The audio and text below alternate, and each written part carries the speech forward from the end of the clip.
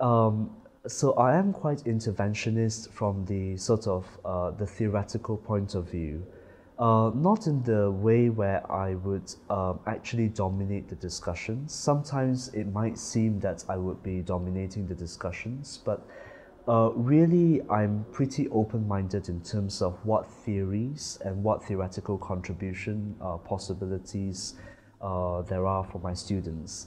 Um, Ultimately, they have to make a choice as to what they would like to stake a claim, right, to their contribution to knowledge. But at the same time, I think what I tend to do is I tend to provide suggestions.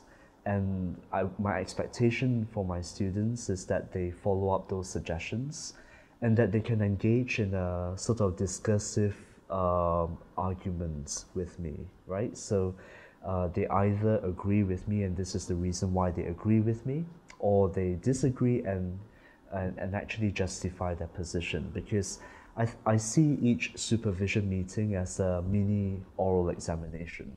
So as they go through the PhD process with me, they would have had to defend their position at least 36 times formally, right? Because the expectation is a monthly meeting. Of course, in reality, they do meet up with me much more regularly. At the same time, I also want to make sure that they enjoy the process. So I normally close the meeting by making sure that I ask a question to see if they are still enjoying doing the research and whether they have any doubts in their mind that they have actually made a wrong life choice by signing on the paper saying they want to do a PhD project with me. So we do tend to have that very open, informal conversation. Also, I still remember my own PhD experience, and typically you are extremely enthusiastic in the first year. You get a terrible dip in the second year, and you can't wait to finish in the third year.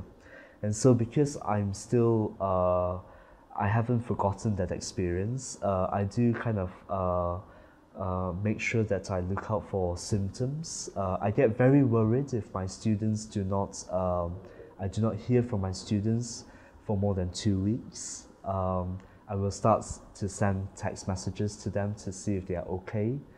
Um, but I'm not pushy in the sense that I need to see them every day.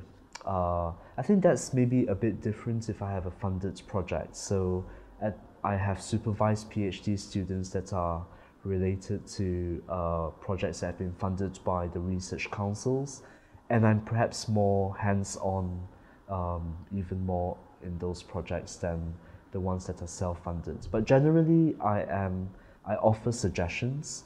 I can be pushy from that point of view, but normally I let them do their own thing as long as I can see progress from one meeting to the next. If I stop hearing from a student, then that's when I start to panic.